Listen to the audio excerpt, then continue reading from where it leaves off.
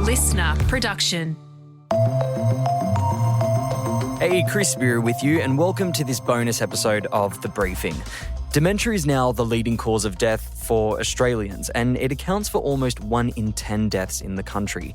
And while more than 430,000 of us live with the brain condition, a further 1.7 million of us are involved in caring for someone with it.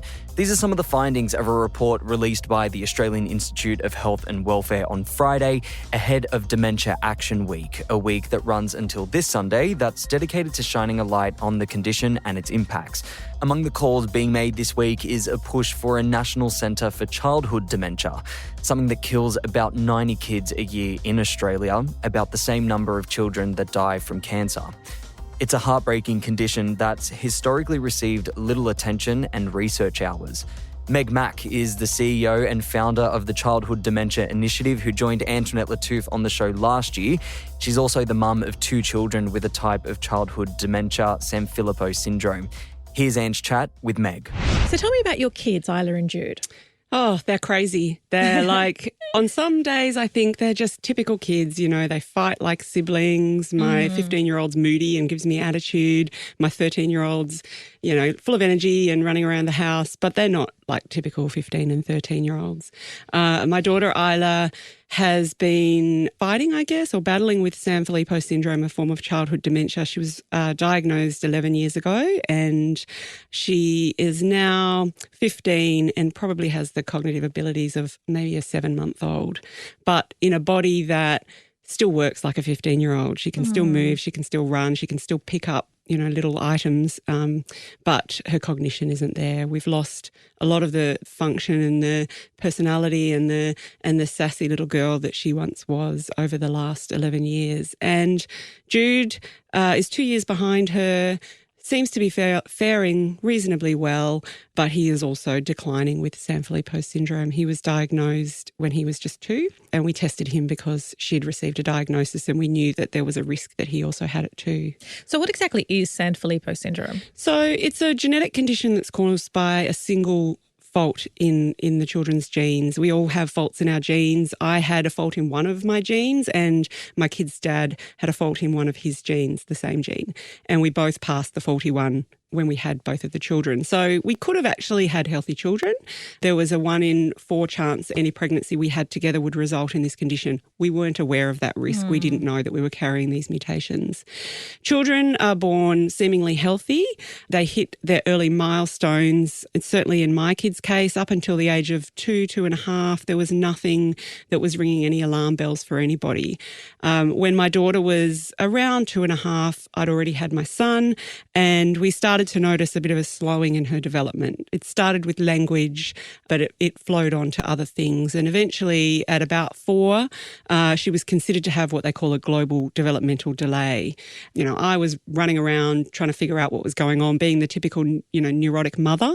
Caring mother. Well, yeah, but it's interesting because all of the mums that we talk to describe a period of time where they're really not listened to, really dismissed, and really, you know, often walk away feeling like something's wrong with me because I think there's something wrong with my kid. And so that diagnostic odyssey, as we've come to know that it's called, for us took about 18 months, which is reasonably quick. And she was eventually diagnosed when she was 4. And Jude, we gave testing to because we wanted to make sure he didn't have it. But unfortunately, he also inherited the same genetic mutations. So basically, you know, my daughter could read, she could talk, I mean, small sentences. She was sort of 4 or 5 level reading. And over time, that development slowed, plateaued, and now she's losing the skills. So losing the ability to talk. She's pretty much lost all of her language now, losing her cognition. So all of the milestones that, you know, we celebrate in our children, we have counter milestones where, you know, all of those firsts, the first word, the first step, we're now looking at the lasts. And they're starting to decline more and more every day.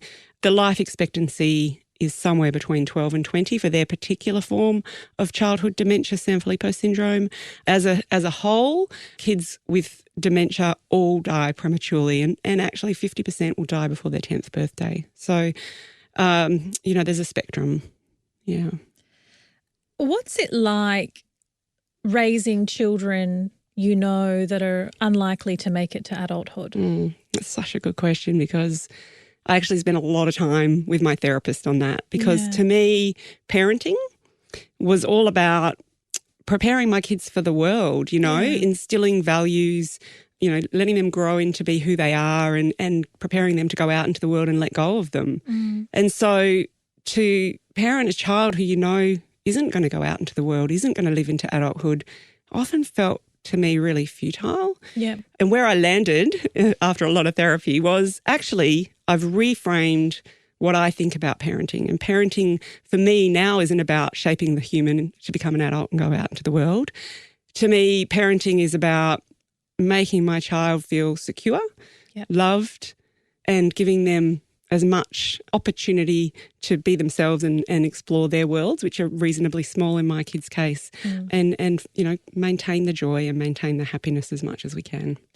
In terms of maintaining that joy and happiness and their quality of life, what are the treatment options currently available? There aren't any. And this is the most tragic thing about these conditions is children are diagnosed often late when the symptoms are already quite significant, and there's no treatment. So families are told, take your child home, make the most of them, go and make memories. That's the advice a lot of the doctors will give children. The only opportunity that kids have to access treatment in their lifetime, if they have one of these conditions, is on clinical trial for emerging therapies. And there are so few of them. Globally, I think last year there was 54 clinical trials running for the different conditions. There's 140 different childhood dementia disorders. There were only 2 available in Australia, and no new ones started next year. So we have a really big problem where historically there has been a real underinvestment in research, which has meant that, over the last 20 years where we've seen paediatric cancer death rates halve, we've seen the life expectancy of cystic fibrosis double. We've seen no notable improvement in the survivorship of any of these conditions that cause dementia in children. Why do you think there's such little discussion, let alone funding in this area? I think the simple answer for that is we've all been focused for far too long on the individual conditions. And we've been very clever as a scientific and medical community in understanding the genetic cause of these rare conditions. And they are all individually rare. So instead of thinking about these as a collective and what are the things that are common across them and where can we get economies of scale or learn, from the different conditions, in the way that we've seen progress happen beautifully in cancer, we've been looking at the individual conditions. We've been looking at Sanfilippo syndrome, Batten disease, Niemann-Pick C. We haven't been considering them as a collective, looking at the needs of the families that are consistent across all of them, sharing research infrastructure. And I think that fragmentation has always also meant that we've been really invisible. We've been lost in these silos, and the articulation of our needs and the discussion has never happened because we'd have to have it 140 times.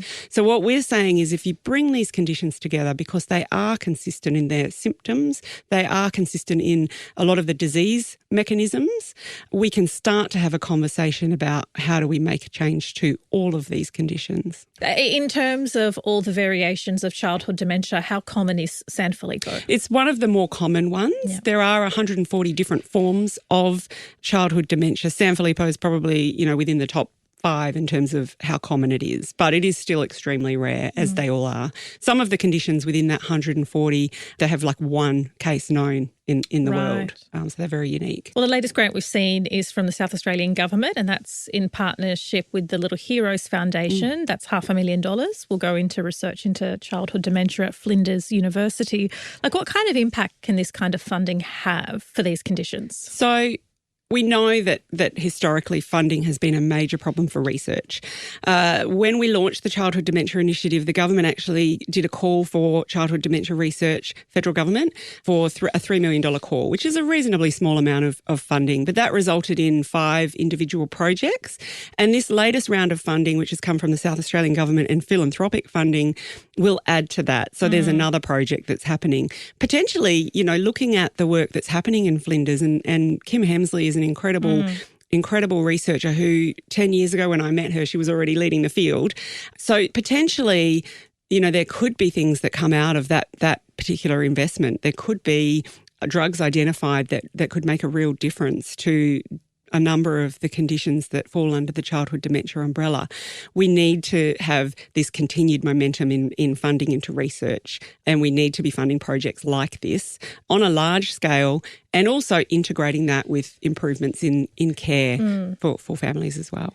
Obviously, you would love to see in the next few years, at a time that will help your family, some treatment options or drug options. But in lieu of that, what sorts of things have you prepared yourself for as your children's dementia worsens? Like, what do you know from other families and from the research? Like, will there be a time where they don't know who you are, where they'll be unable to walk? What are you preparing for? I mean, if I'm really honest, and I am honest, my kids won't benefit from the research that's happening now. It's a simple fact. They've progressed too far in their dementia. And what we're understanding now is early intervention is absolutely critical. By the time most kids present with and have symptoms, strong enough for a diagnosis, it's almost too late.